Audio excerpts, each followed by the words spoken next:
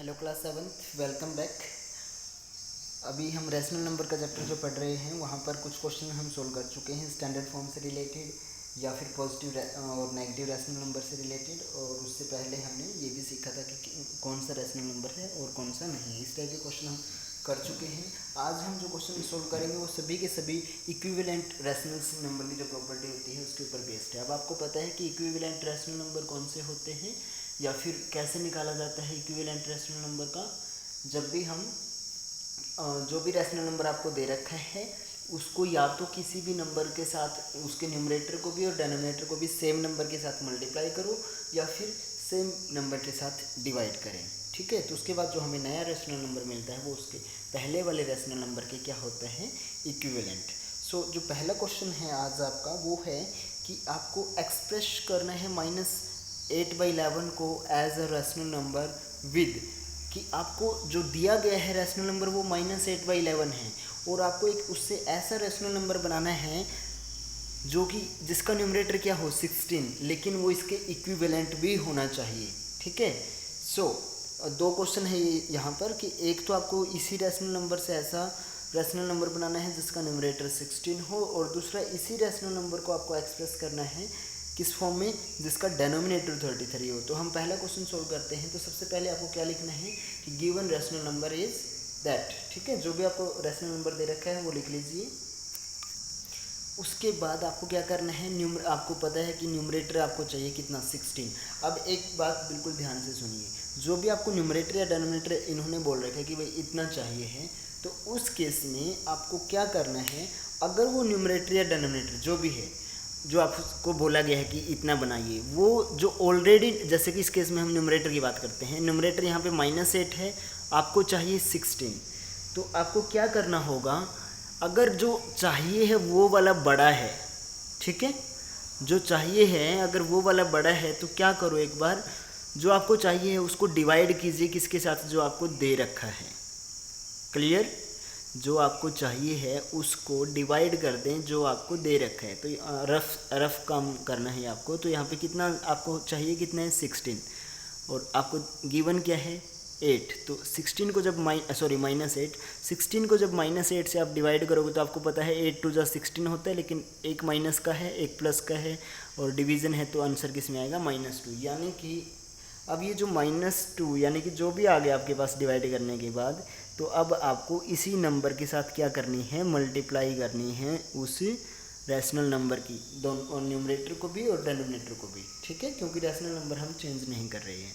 तो अब आप लिख दीजिए कि मल्टीप्लाई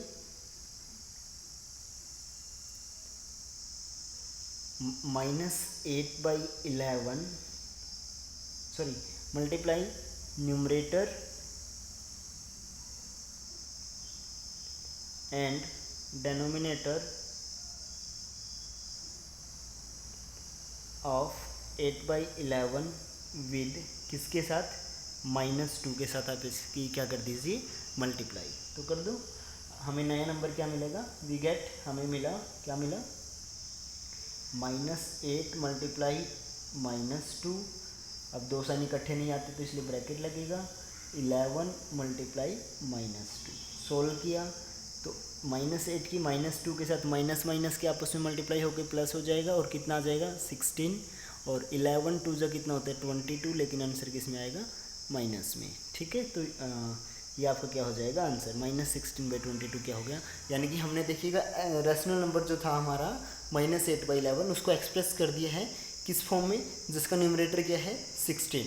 यही तो करना था हमें। ठीक है, इसी तरीके से नेक्स्ट जो क्वेश्चन है वहाँ पे आपको क्या करना है, डेनोमिनेटर 33 करना है इसी रैशनल नंबर का। तो वहाँ पर भी हम क्या लिखेंगे, गिवन रैशनल नंबर दैट, फिर क्या करना है, अब 33 है, ये हमें चाहिए है, दे क्या रखा है 11, जो चाहिए है वो बड़ा है, तो हमें क्या करना है, इस नंबर को जो चाहिए है उसको डिवाइड करेंगे किसके साथ, जो दे रखा है। तो 33 को जब आप 11 से डिवाइड करोगे तो आपका आंसर आएगा 3।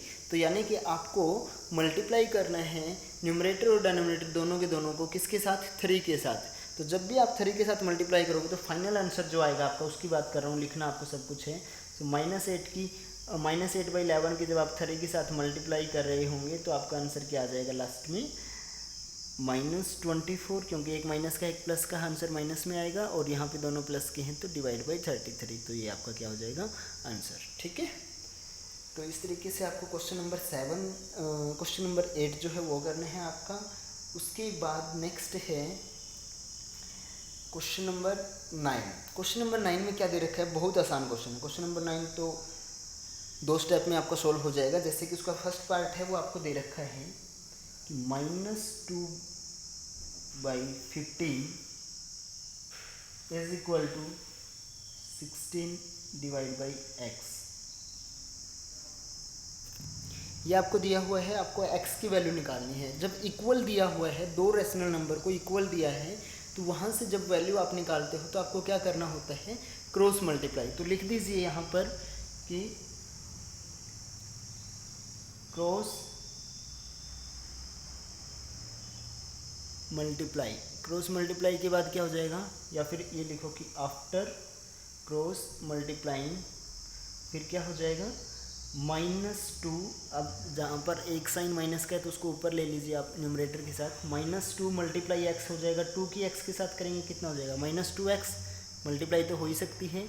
और 15 की जब 16 के साथ करोगे, करो या ना करो आपकी मर्ज़ी है। अगर ना करो तो सही रहेगा, क्योंकि आपको क्या करना है, हमें x की वैल्यू निकालनी है, तो वो डिवीज़न में काम आएगा। उसको एज इट इज़ मल्टीप्लिकेशन के रूप में लिख लें। अब x इज इक्वल टू क्या हो जाएगा, 15 मल्टीप्लाई 16 डिवाइड बाई -2। अब -2 से जब हम 16 को डिवाइड करेंगे तो आंसर आएगा आपका -8, क्योंकि ये माइनस का था, माइनस और ऊपर प्लस का था, तो डिवाइड करने के बाद भी आंसर माइनस में आएगा। और 15 8 जा 120, एक प्लस का है एक माइनस का है, तो कितना आ जाएगा, -120। ये आपका क्या आ गया आंसर। तो क्वेश्चन नंबर 9 में आपको सिर्फ क्या करना है, यानी कि जब भी दो रेशनल नंबर को आपको इक्वल टू का साइन लगा करके दिया हुआ है और उसमें से कोई एक में का, यानी कि न्यूमरेटर या डेनोमिनेटर में कुछ भी वेरिएबल डाल रखे हैं, उसकी जगह वैल्यू निकालनी है, तो उस केस में आपको सिंपल एक ही चीज़ करनी है, क्रॉस मल्टीप्लाई कीजिए। क्रॉस मल्टीप्लाई करने के बाद आप वैल्यू आपको मिल जाएगी। ठीक है, उसके बाद है जो आपका क्वेश्चन नंबर 10। अब क्रॉस मल्टीप्लाई करते वक्त ये आपको ध्यान में रखना है कि जो एक साइड से दूसरी साइड, मतलब 16 और 15 की कुछ भी नहीं याद रखना आपको। सिंपल बस ये करो कि इस टाइप से आप मल्टीप्लाई कर दो। ये साइन नहीं लगाना है, समझाने के लिए है कि एक का न्यूमरेटर दूसरे का डिनोमिनेटर और एक का डिनोमिनेटर दूसरे का न्यूमरेटर, ठीक है, उनको इक्वल रख दो। उसके बाद क्या करना है आपको, जहाँ पर भी वेरिएबल आया हुआ है उसके साथ जो भी नंबर आया है उसको दोबारा से उन नंबरों की साइड ले जाइए और डिवाइड में डाल दीजिए उस चीज़ को। ठीक है, सो नेक्स्ट आपका है क्वेश्चन नंबर 10 कि यहाँ पे आपको ये पूछा गया है कि 3 पार्ट आपको है इस क्वेश्चन में करने हैं, जो सोल्व करने हैं। वहाँ पर आपसे पूछा गया है कि इनमें से कौन कौन से ऐसे हैं जो इक्विवेलेंट हैं।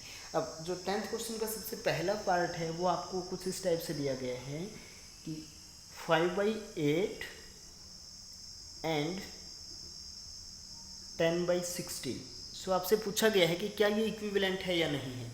देखिएगा, इक्विवेलेंट है या नहीं है उस चीज़ का पता लगाने के लिए भी आपको सिर्फ क्या करना है, क्रॉस मल्टीप्लाई कर दीजिए। क्रॉस मल्टीप्लाई करने के बाद अगर राइट हैंड साइड और लेफ्ट हैंड साइड दोनों इक्वल आती हैं तो जो नंबर है आपका वो क्या है, इक्विवेलेंट हैं वो। और अगर मल्टीप्लिकेशन इक्वल नहीं आई दोनों साइड तो वो इक्विवेलेंट नहीं है। ठीक है, तो आप अब इसकी हम क्या करेंगे, क्रॉस मल्टीप्लाई जब आप करोगे तो कितना आएगा आपका, 5 × 16 एंड दूसरा क्या रहेगा, इक्वल नहीं रखना अब की बार, क्योंकि यहाँ पे इक्वल दिया हुआ था इसलिए हम इक्वल रख रहे थे। यहाँ पे इक्वल नहीं दिया हुआ है तो हम सिंपल रखेंगे। ठीक है, 10 × 8, 5 × 16 भी किसके इक्वल आ गया, 80, और 10 × 8 भी किसके इक्वल आ गया, 80। तो आप यहाँ पर बोलिएगा उसके बाद कि दोनों के दोनों क्योंकि किसके सेम नंबर के इक्वल आ गई हैं, तो आप बोलो कि सो क्या हो जाएगा, 5/8 इज इक्वल टू 10/16। अगर इक्वल आया है तो आपको इक्वल रख सकते हो वहाँ पर, इक्वल नहीं आया तो आपको यहाँ पे इक्वल नहीं लगाना, नॉट इक्वल टू का साइन आप लगा सकते हो। ठीक है, फिर अगर इक्वल आ गया तो एक बार तो इक्वल लिख के दिखाइए और उसके बाद क्या लिखो कि हैंस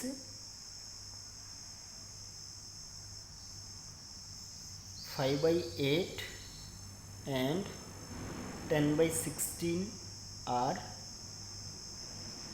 इक्विवेलेंट, ठीक है, रैशनल नंबर।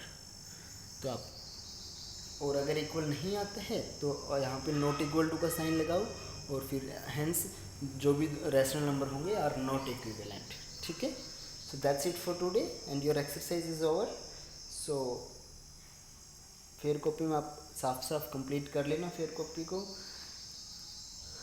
बाकी हम कल करते हैं। Till then bye bye students.